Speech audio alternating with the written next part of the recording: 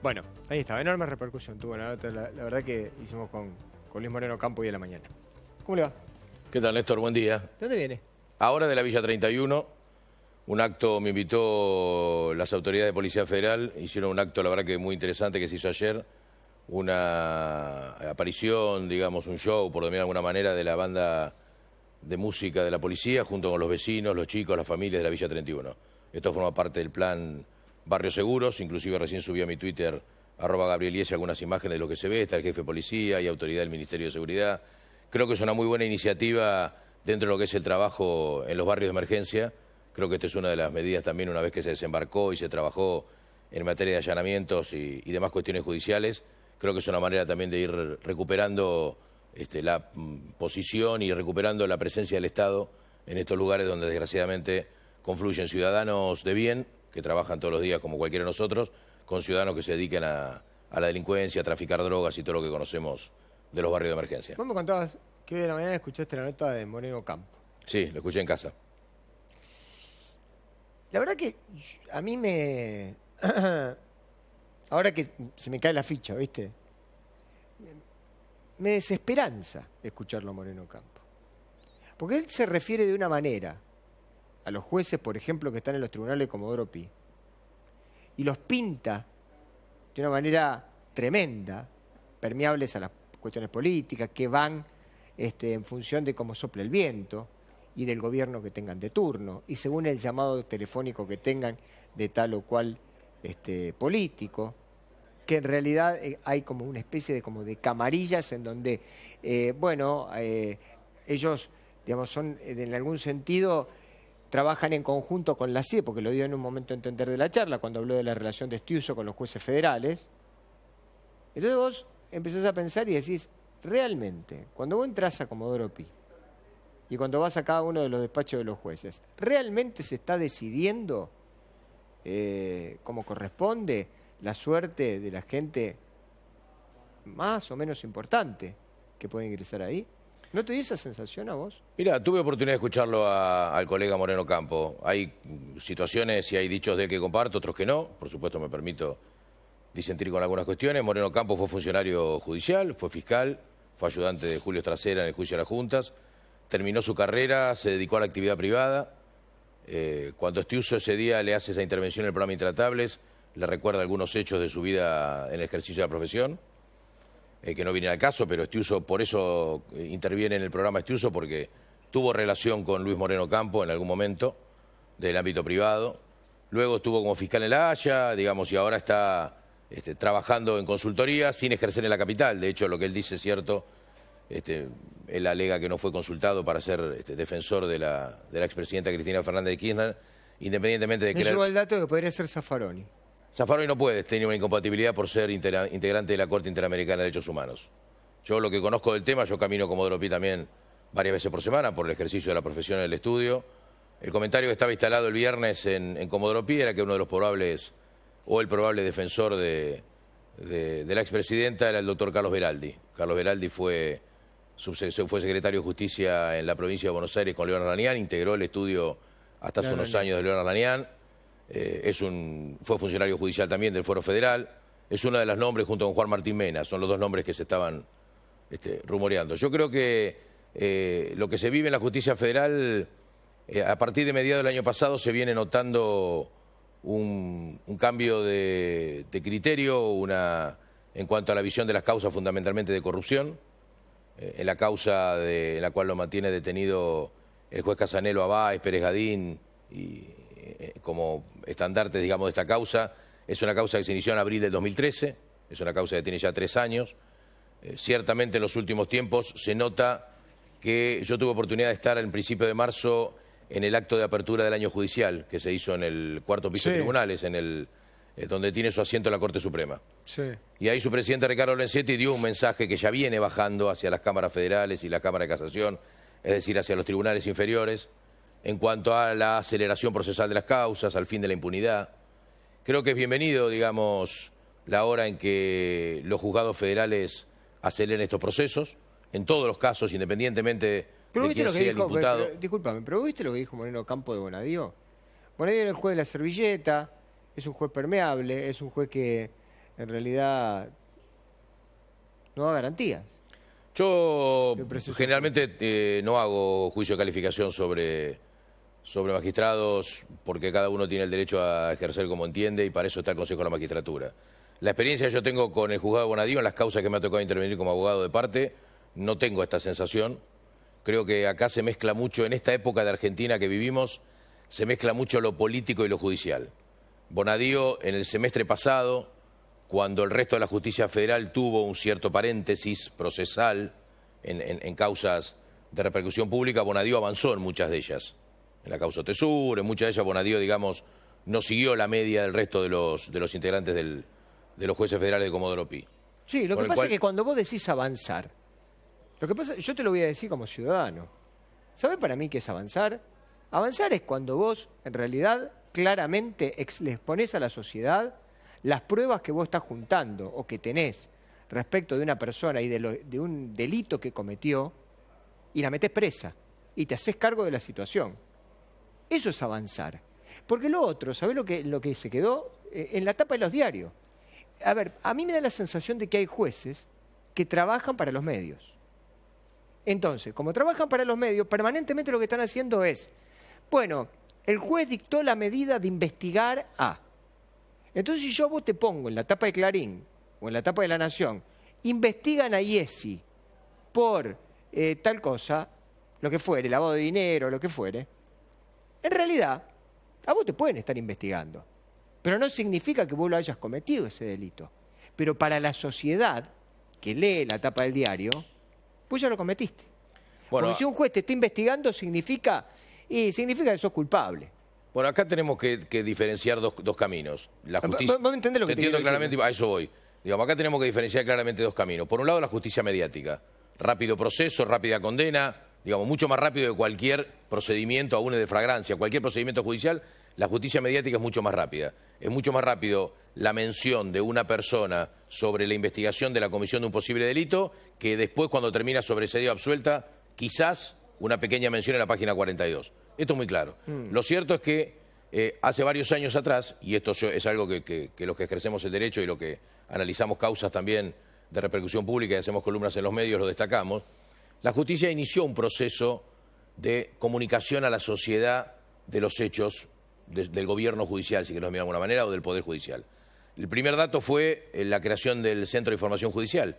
El Centro de Información Judicial es un portal de Internet, que seguramente vos has consultado más de una vez, que coordina María Burdín, que alguna vez trabajó en esta casa. A través de esta página, de este recurso de Internet, se puede conocer una sentencia, se puede conocer un auto interlocutorio, se puede conocer distintas resoluciones que permiten que cualquiera de los interesados o cualquier ciudadano pueda leerlas. Ahora bien, el hecho de estar investigado, existe la presunción de inocencia.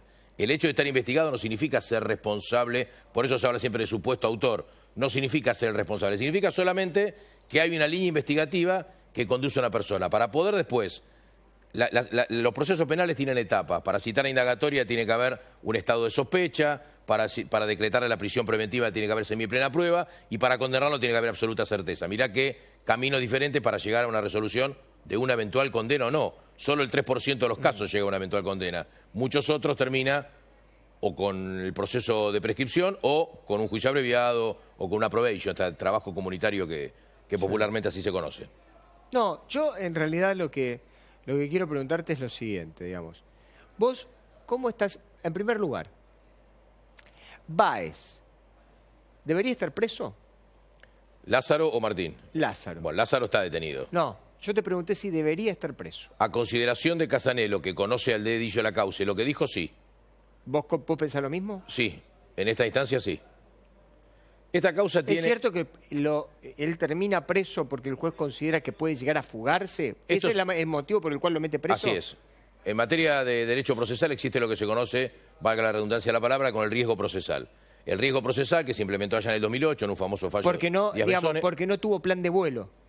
Porque esto no es decir, previo a esto, una semana antes de que Báez sea citado a indagatoria, al igual que Pérez Gadini, al igual que su hijo, el juez recibe una información, esta es lo que conozco del tema, recibe una información reservada de que había alguna posibilidad de que ambos se ausenten de los ojos de la justicia. A partir de ahí, deriva y asigna tareas de inteligencia a Policía Federal para que, como se conoce en la jerga, caminen a los Báez, a Martín y a Lázaro, por supuesto, no al resto de la familia, y al contador Pérez Gadín.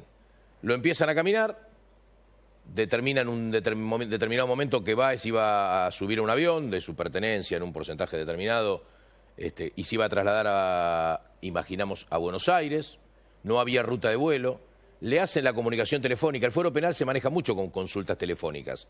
Quien tiene oportunidad de leer una causa penal va a decir que efectuada consulta con el secretario, o la hacen con el juez o la hacen con el secretario. Quizás en este caso, por la repercusión que el caso tiene, Casanelo le haya dicho a policía, llámeme a mí el celular. Se comunica con Casanelo o con el secretario, vuelvo a decir, y le dicen, está por embarcar en un avión privado, no sabemos a dónde porque no hay hoja de vuelo. En ese interín... Pero perdóname, la hoja de ruta. Sí. Pregunta importante. Sí.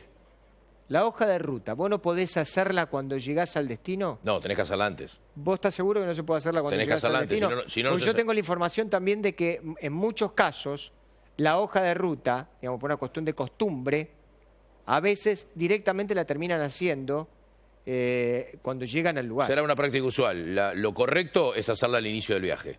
En este caso se vivieron realmente 2 horas y media, te diría, de angustia, porque no se sabía si Báez en un avión que tenía posibilidad de ir a Uruguay, pues es un avión grande, no es una pequeña avioneta. Es un avión de un porte que permite, por su autonomía de vuelo, haber cruzado la frontera. Báez, su habitual traslado era Santa Cruz, Aeropuerto Internacional de San Fernando, ida y vuelta, esta es la ida y vuelta. En ese momento, Casanelo resuelve en una resolución de 3 hojas, que se puede acceder a través del Centro de Información Judicial, resuelve ordenar la detención de Báez, de Pérez Gadín. Por eso te digo que no tiene que ver... Por peligro de fuga. Por eso te digo que no tiene que ver solamente con el vuelo, porque Pérez Gadín no estaba en ningún avión. Pérez Gadín estaba en la puerta de su departamento en la calle Santander. También podemos presumir que si Báez hubiese venido en un vuelo de línea, como va a venir la expresidenta, esta situación no se hubiese dado, porque en un vuelo de línea no hay forma de alterar el rumbo pero perdóname, pero a ver, yo lo que digo es lo siguiente. Si vos te vas a fugar, ¿vas a venir a Buenos Aires? ¿Vas a venir a un aeropuerto de Buenos Aires o estás en Santa Cruz, te agarrás con la avioneta que tiene, con la autonomía de vuelo y terminás en la isla de Pascua? No sé. La información extraoficial que se manejaba era que iba a ser transbordo, por eso hay 2 aviones secuestrados a disposición del juzgado en el Aeropuerto Internacional de San Fernando. La información que se manejaba era que iba a aterrizar en San Fernando, iba a cambiar de avión y se iba a ir a Uruguay. Esta es la información de inteligencia. ¿Y en Uruguay qué podía llegar a pasar? ¿Que le dieran asilo? No. De ahí podía, vos una vez que estás en un país vecino, también podés cruzar por Tigre. Es un poco complicado. Bueno, pero lo que quiero decirte es lo que el juez entendió. Si vos te llamas Lázaro Báez, me parece que es un poco complicado con la cara de Lázaro Báez y con el aspecto de Lázaro Báez y con y con el revuelo nacional que tiene la causa de Lázaro Báez, me parece un poco complicado fugarse. Pero es lo que el juez entendió. También podemos analizar si es correcto o no que hace más de 2 años esté preso Fariña, por ejemplo. Porque Fariña está preso por peligro de fuga. Entonces Fariña se podría haber fugado con el mismo criterio que vos me decís que es una persona conocida. No es lo mismo. No, Fariña es altamente conocido. No es lo mismo. No, al contrario, Báez tiene plata y Fariña no. Báez tiene mucho más... Para estar fugado hay que tener plata. Esto es claro, porque estar pero vos podés tener mucha plata, pero igual hay ciertos y determinados personajes que no se van a poder fugar por más plata que tengan. No, pero Fariña, a menos que te opere la cara. Pero Báez es conocido en un ámbito determinado. Si Báez se corta el pelo, se deja la barba candado, pasa desapercibido en cualquier ámbito. Fariña está detenido hace más de 2 años por peligro de fuga. Entonces el juez también entendió que Fariña tenía posibilidad de fugarse. No este juez, Manuel Blanco, el extinto juez federal de La Plata del titular del 1, que lo tenía detenido porque ahora las causas se unieron, ambas causas tramitan lo de Casanelo, lo mantuvo detenido 2 años y hace un tiempito atrás le prorrogaron 6 meses. Digamos, Fariña, que conocemos lo que es Fariña, después si querés hablamos de lo que Fariña dijo. Yo en realidad, a ver, esto parece entenderse, aquel que es un poquito corto, que está en la casa, puede llegar a pensar que yo estoy tratando de defenderlo a Báez. No, yo tampoco le defiendo a Fariña diciendo esto, yo hablo del marco técnico. A Báez no lo vi en mi vida, no lo conozco, no sé si es culpable o inocente, lo que se ve, lo que aparece en los diarios hasta ahora, y lo que conozco es lo que ha trascendido de la justicia. Pero a mí lo que me resulta interesante poder separar en esta historia es por qué la gente va presa. Se llame Báez, se llame Kirchner, se llame Dib o se llame como se llame. Correcto. ¿Por qué la gente va presa? Entonces yo, digamos, si vos me agarrás y me decís que en el caso de Báez está preso porque el juez entiende que puede llegar a fugarse... En ese caso. En otro caso, el tirador del microcentro, el colega que en un acto irrisorio y fuera de sí, sacó un arma e inició unos disparos en Tucumán, muy cerca de nuestro estudio, en Tucumán y San Martín, y terminó con la vida de un pobre hombre, un cerrajero, ese hombre también está preso con preventiva. Pero este caso está por la pena en expectativa, porque afronta una pena de homicidio agravado perpetuo o homicidio simple. No son las mismas causales que puede estar una persona privada de su libertad. En este caso, el juzgado lo hizo porque entendió que hay peligro de fuga. Y en el caso de que, por ejemplo... Y no con el hijo. No con Martín Báez. Martín Báez descendió el avión, lo notificaron porque Casanelo entiende de que los artífices de toda esta maniobra de lavado de dinero que investiga, porque Fariña fue a declarar el otro día la causa lavado, no la de evasión que está preso. Casanelo entiende que Báez y Pérez, Báez padre, por supuesto, y Pérez Gadín son los artífices intelectuales de esta maniobra. No el hijo Martín Báez, aun cuando Martín Báez aparezca junto con otro grupo de personas en ese video que todos vimos, que todavía no sabemos su procedencia, de cómo llegó este video a manos de un canal de televisión. Yo te lo iba a preguntar justamente eso. Ese video no se sabe cómo llegó. Lo único dato medianamente cercano al video es hace aproximadamente 2 viernes, me tocó estar en Animales Sueltos con Alejandro Fantino. Alejandro le hizo una nota a Federico Láscar en su domicilio. Sí, la vi en la nota. Mediodía. Bueno, sí, la vi. Ese día Láscar, entre las cosas que dijo y analizamos junto con el resto de los integrantes de la mesa, el Láscar dice en un momento determinado que cuando él le obligan a vender, esa es la historia de Láscar, ¿no? También hay que tomarlo con pinza, lo que dicen también muchos de estos integrantes de esta organización, dice que él seguía viendo, que él tenía todavía, como cualquiera de nosotros podemos tener de nuestra casa o de nuestra oficina, vos podés tener en el celular o en tu notebook un acceso remoto a unas cámaras. Él dice que esto él lo tenía desde que colocó 40 cámaras en SGI y que cuando vendió, pareciera que nadie de los compradores se alertó de esta situación y lo mínimo que hizo es cambiar la clave. Él seguía viendo, desde el año 2011 en adelante, seguía viendo lo que pasaba en SGI. O sea, él es una persona, no digo que haya sido él, pero él es una persona que tenía acceso a las cámaras. Él podría haber copiado la parte que quiera, de hecho dicen que hay, y los abogados defensores de Báez, con cierta lógica no, con lógica absoluta te diría, dentro de la estrategia de defensa que llevan, pidieron una pericia sobre las cámaras, pidieron ver las 92 horas, hay 92 horas de grabación. ¿Qué se ve esas 92 horas?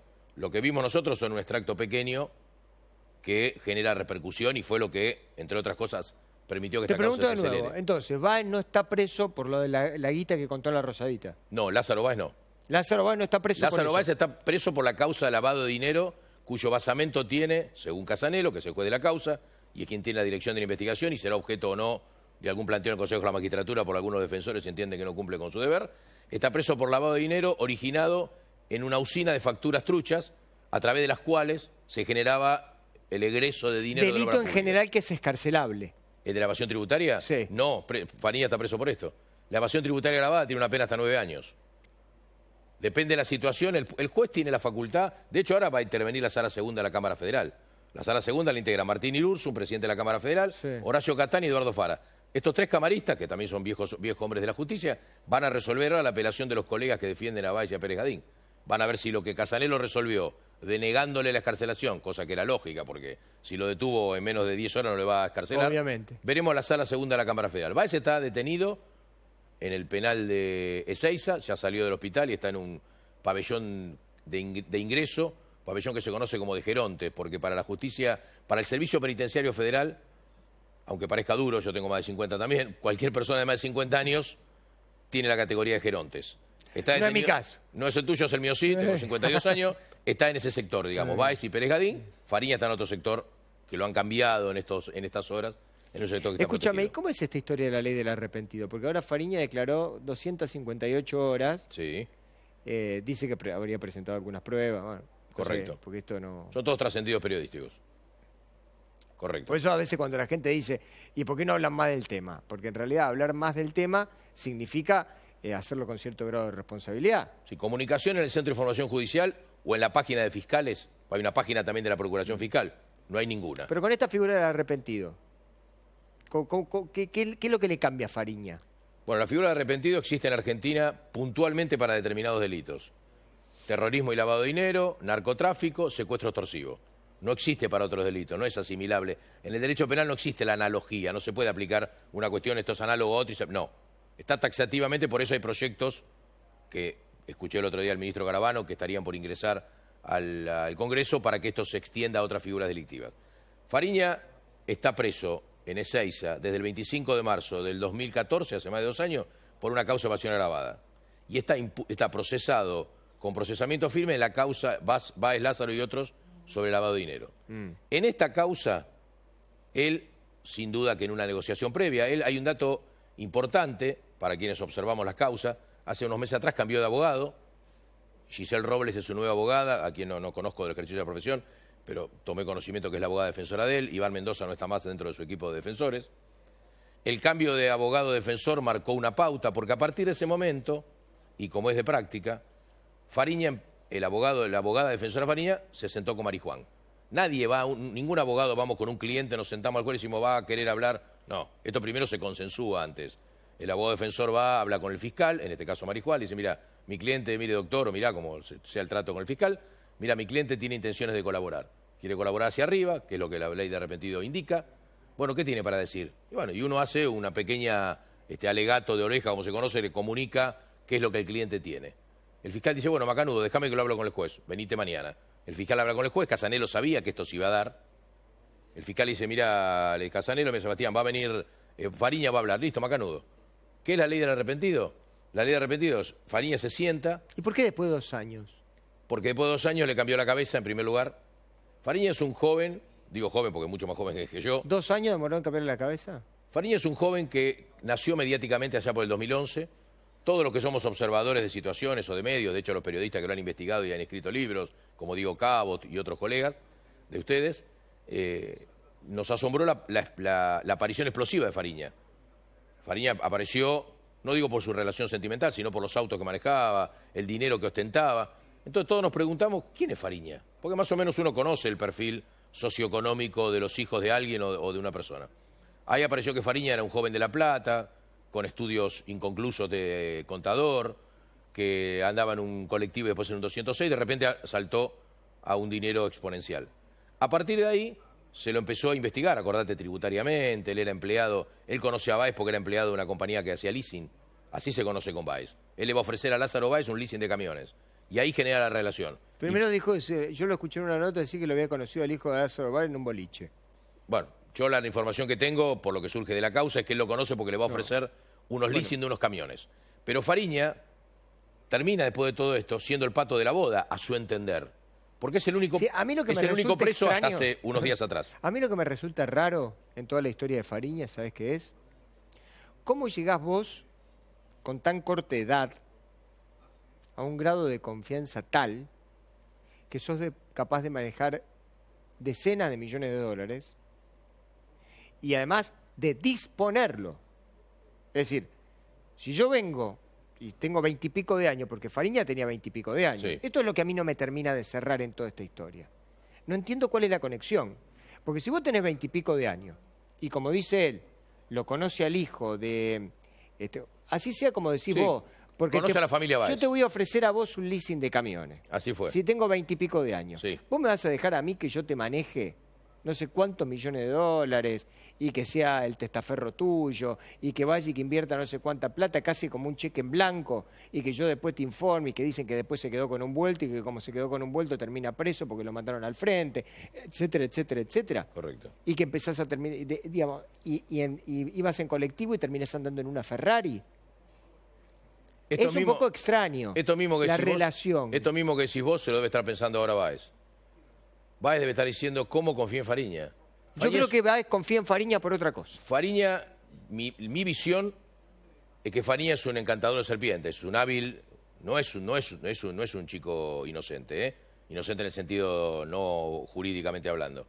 Chico que supo entrarle a Báez, tiene cabeza para pensar los negocios financieros igual que el Ascar, la cabeza la pensaron para cometer delitos, lo que quiera, pero tiene cabeza, hay que tener cabeza para idear lo que ellos armaron de la ciudad offshore, Panamá, cómo sacar el dinero, aviones. Él le planteó a Báez, que quizás Báez no tenía este asesoramiento, por denominar de alguna manera, entre comillas, él le plantea la manera de poder limpiar plata y sacarla. Porque la plata de la corrupción es plata sucia. La plata del lavado de dinero en algún momento hay que, si se quiere usar, hay que ingresarla en alguna manera al circuito legal. Así arranca Fariña. Tenés 50 tipos más importantes, más confiables, con más nombres. Te van a cobrar un poco más probablemente. Pero ¿cuándo aparece? En Buenos Aires que dárselo a un pibe que ni siquiera conoces. Pero es rara la historia. Pero ¿en qué momento aparece Fariña? Porque hubo en la mención que dicen los medios que refirió Fariña en estas 12 horas que declaró, menciona determinados personajes de la City porteña. Menciona a Ernesto Clarence, menciona a varios integrantes de la City. ¿Por qué tomó participación importante Fariña y por qué aparece el Ascar y por qué aparece CGI, la Rosadita? Esto mismo se debe estar preguntando Lázaro Báez ahora. O alguien le debe haber dicho a Lázaro Báez, escúchame, ¿cómo dejaste que estos muchachos manejen la plata? Debe haber recibido más de un llamado de algún amigo, de alguien diciéndole, ¿cómo dejaste que estos chicos, bueno, esto ya viejo, lo mismo dirá Fariña, ¿para qué me puse tanto? Y ahora está preso hace 2 años. Lo que digo es que en 2 años la cabeza de Fariña tiene que haber caminado a ritmos insospechados. Se dice que un año preso equivale a 7 años de vida, igual que un perro. Entonces calcula que para él, estar preso para él son 14 años de vida, lo que se sufre en los penales, porque no es grato estar detenido por más que estés en un pabellón. Dice que él la pasó mal en el penal. Él no tuvo nunca, y esto es claro, esto lo sé porque lo he hablado con autoridades penitenciarias, él no tuvo nunca ningún ataque ni ningún peligro de su vida. Esto es algo que él argumentó y él esgrimió para lograr algún rédito. Ojo, porque Fariña es un chico pícaro, es picarón, entonces tira alguna cosa para lograr algún beneficio. En la cárcel lo tienen calado, en la cárcel lo tienen claramente identificado. Fariña, después de 2 años, dijo, el único que va a quedar preso soy yo. En la causa de evasión agravada está próximo a un juicio oral que podría quedar 3 años más preso. Sumale la condena de lavado. Voy a hablar, dijo él. Ahora veremos si lo que dijo es un manotazo de ahogado cuando él o tiene declaró, certeza. Cuando él declaró, ¿estaba el fiscal también ahí, Marijón? Por Entonces, supuesto. Y su abogada defensora. A raíz de lo que Fariña dice, Sí, seguime, sí. el fiscal imputa, a raíz de eso, imputa a la expresidenta Cristina Kirchner. ¿Cómo es el arrepentido? Él en la declaración indagatoria, seguramente unos días conozcamos más, yo te hablo sobre la práctica procesal habitual. Él se tiene que haber sentado, haber comparecido a la ampliación de indagatoria que le hizo Casanello y tiene la obligación de comparecer, lo vemos ahí llegar en el carro de traslado de detenidos del Servicio Penitenciario Federal, llega, se sienta, dice, va a declarar, en esta causa me niego a declarar. Cuando uno va a indagatoria tiene 3 posibilidades, declarar verbalmente, declarar por escrito o no declarar. Él decidió no declarar, imagino yo. Paralelamente se abre lo que se conoce como un legajo reservado, al cual solo tienen acceso, formalmente hablando, el juez, el secretario y el fiscal. Ese legajo reservado, en ese legajo reservado, que es la figura de arrepentido, él presta una declaración testimonial. Nosotros, los Pero la abogados, abogada defensora de él está ahí sí, también. por supuesto. Sí, porque forma parte de la negociación y del acuerdo. Es su garantía para él, su abogada defensora. Presta una declaración que los abogados denominamos testimonial privilegiada. Y en esa testimonial privilegiada él empieza a contar. Y aporta documentación, y cuenta datos, y habla de cuentas, y de todo lo que él dice conocer. ¿Cuándo son plausibles a su favor los beneficios de haber entrado en la figura del arrepentido? Más allá de haber entrado ahora en el programa de protección y haber sido trasladado a otra área del penal. ¿Cuándo? Porque él busca la libertad. Él no busca otra cosa que esto, él busca salir en libertad. Cuando recién de la investigación de los datos que él aportó hacia arriba, o sea, la estructura hacia arriba de él, se logra un procesamiento y este quede firme. Falta muchísimo para eso todavía. El fiscal, el Código Procesal Penal, habla que el fiscal tiene que hacer un requerimiento. El fiscal puede ordenar el archivo de una causa o hacer un requerimiento de instrucción. El fiscal lo que hizo, es el 188 del Código de Procedimiento Penal, el fiscal ¿qué hizo? Requirió la instrucción y citó y puso en calidad de imputados a un grupo de personas. Escuchame una cosa, él está sin condena firme, ¿no? Sí, Fariña. está con prisión preventiva firme. Hace 2 años. 2 años y casi un mes. Pero ¿cómo puede ser que una persona en la República Argentina esté 2 años sin condena firme? Son por los tiempos judiciales, un tema que hay que mejorar rápidamente. Los tiempos de la justicia en determinadas causas no condicen con los tiempos que deberían tener. Pero es una vergüenza. Bueno, es una vergüenza, es una realidad, si querés Es denominarlo. una vergüenza, no, pero es una realidad vergüenza. que ¿Sabes por qué es una vergüenza? Porque es una figura, digamos, yo te diría que atenta contra los derechos humanos. Vos no podés tener una persona en prisión por las dudas. No, él no está por las dudas. Bueno, pero, estaba hablando de Fariña, él está con una causa. Discúlpame, él tiene una causa, Sí. pero él no fue juzgado. No, si pero vos no fuiste existe juzgado, semiplena prueba de que ser uno de los autores. Sí, pero es semiplena la Sí, prueba, ok. no es plena. No, la prueba es plena cuando te bajan el martillo. Correcto, en el momento y de no la te pueden, sentencia. y bueno, entonces te tienen preso por las dudas. No, la justicia no funciona así. ¿Y entonces cómo funciona? El Código de Procedimiento Explícamelo. Penal tiene un proceso penal tiene distintas etapas. Sí. La primera etapa de investigación, cuando el juez reúne determinada prueba, cita indagatoria a una persona, hay un estado de sospecha, se sospecha que tal persona se autorrealiza. Vamos a suponer que sea inocente, lo encuentran inocente a Fariña. Al final de todo, Vamos a suponer que lo encuentran inocente. al final de todo, si Sí, vos al final de tendrás todo. derecho a hacer un juicio contra el Estado por daños y perjuicios. Ah, pero ¿y qué le devuelve los 2 años que estuvo Nadie, preso? pero no es el caso. este. Bueno, pero la verdad, bueno, pero son escúchame, no. Pero son no supuestos es que vos así. planteás. No, los dos años.